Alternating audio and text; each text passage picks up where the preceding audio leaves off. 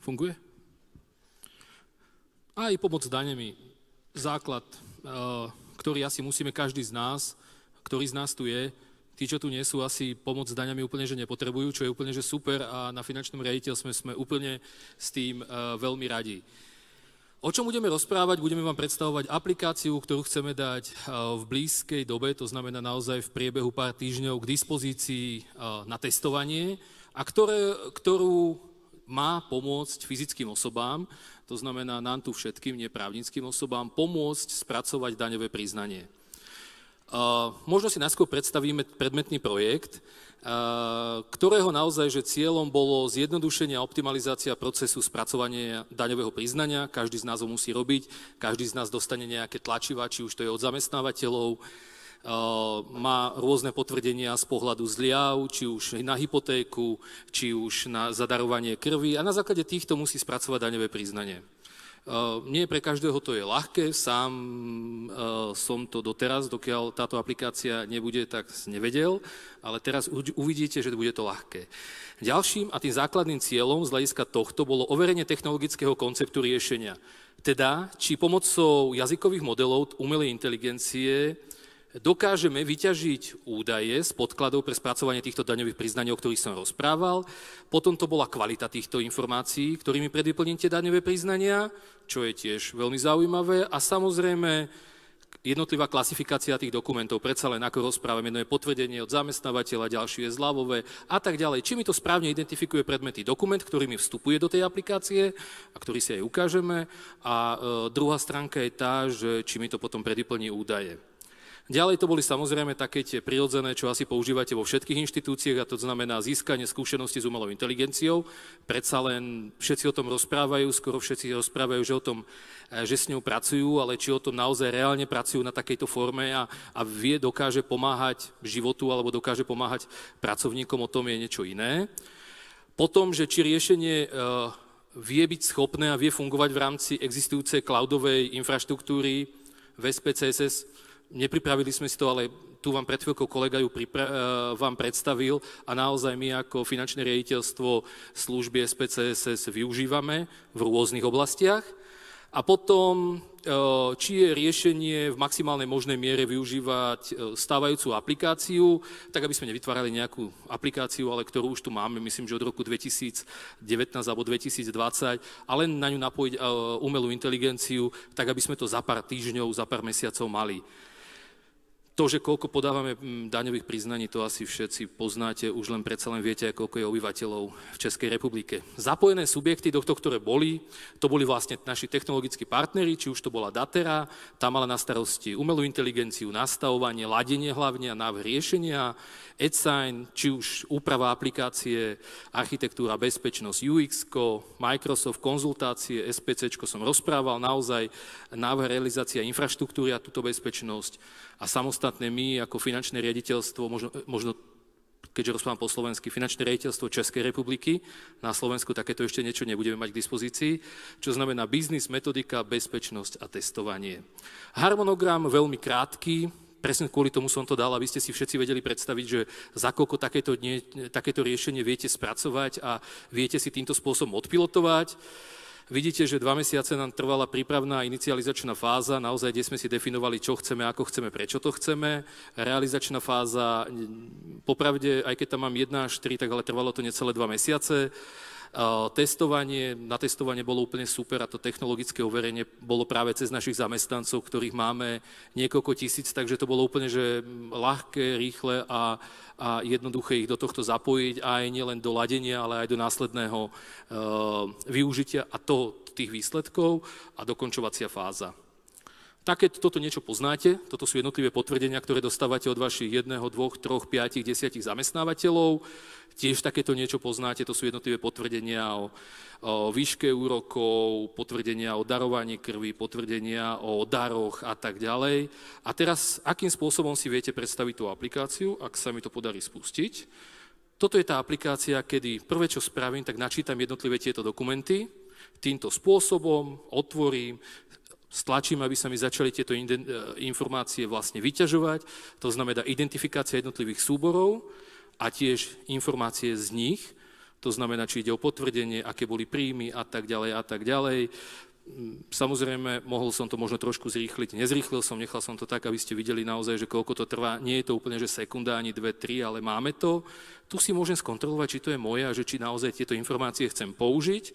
Týmto spôsobom ich použijem, to znamená, dávam tam tú svoju aktivitu, nie len aktivitu umelej inteligencie, aby sa mi predvyplnili tie daňové priznania a plus idem a kontrolujem si jednotlivé údaje.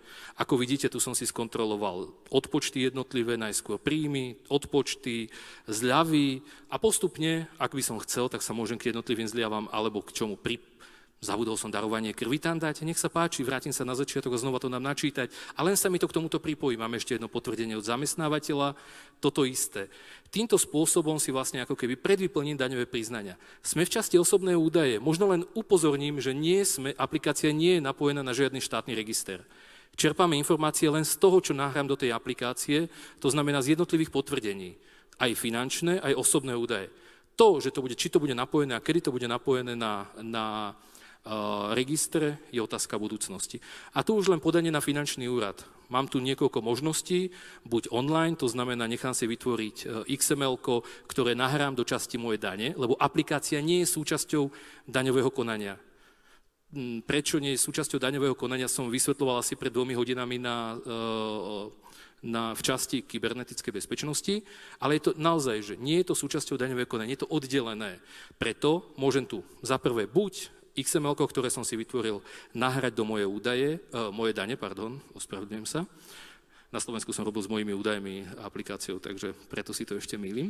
Moje dane, alebo si ho môžem vytlačiť týmto spôsobom a ručne odovzdať. Samozrejme, nikto z vás, predsa sme tu na e-governmente, už neodovzdáva papierový formulár, alebo cez dátovú schránku. Len priamo odošlem do prostredia finančnej správy a mám týmto spôsobom daňové priznanie podané. Aktuálne kroky. Čo nás teraz čaká, možno som to naznačil, a to je dokončenie frontendu aplikácie. Tak ako ste videli úplne, že nie je najužívateľsky priateľnejšie, ani to nebolo cieľom tohto nášho technologického overenia.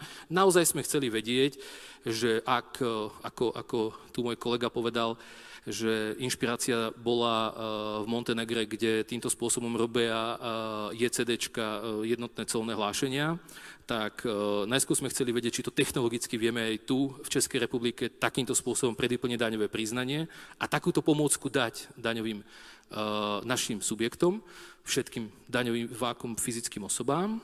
Potom je to, ak dokončíme frontend aplikácie, predstavíme to odbornej verejnosti, ktorú budeme veľmi rádi, ak sa zapoja, ešte v čase jesene, to znamená v priebehu týždňov, získame poznatky, získame skúsenosti, aj na základe toho ich vlastne reakcií. Ešte budeme rozprávať o daňovom období 2024, tak aby sme jednotlivé pripomienky dokázali spracovať, na základe tých pripomienok upravili, dokončili aplikáciu a niekedy začiatkom roka ju dať vám, všetkým fyzickým osobám k dispozícii a mohli si presne takouto aplikáciou spracovať daňové priznanie a následne nám, finančnému riaditeľstvu, cez jeden z tých 3 kanálov, verím, že nikto nie v papierovej podobe, odovzdať. Druhá kroky sú samozrejme využitie tohto modelu u daňového systému ako pomôcko pre vyplnenie daň z príjmu fyzických osôb, to znamená už v rámci ako keby toho systému, ktorý poznáte a ktorým používate. Nerozprávame to pre rok 2026, ale skôr pre rok 2027, aj z pohľadu toho, že chceme vidieť, akým spôsobom to ľudia odpilotujú, alebo tú beta verziu, ktorú chceme behom týždňov predstaviť. A možno aj to, že táto aplikácia je ako keby nejakou súčasťou predvyplnenia daňového priznania z údajov JMHZ. JMHZ, všetci poznáte, nám dodá ako finančnej správe údaje.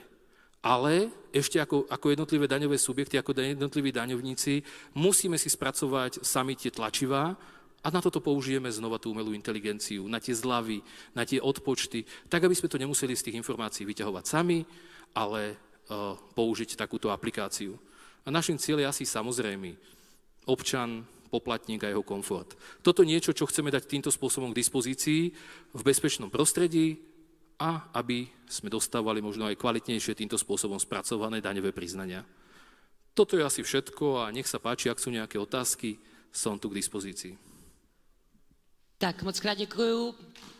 Ano, potlesk. Pavel Škápy, generální finanční ředitelství, a máme tady 2 dotazy od pana Šedivce. Vás podle mě strašně šikanovali na škole. Tak, dobře, vezmeme tu mírnější. Kdy můžeme očekávat žádost o stanovisko OHA na tento systém podaný přes ISDŘ? Ďakujem pekne za veľmi príjemne použité skratky. Skúste mi to povedať priamo, lebo predsa len sú zo Slovenskej republiky a vyznám sa skôr v týchto.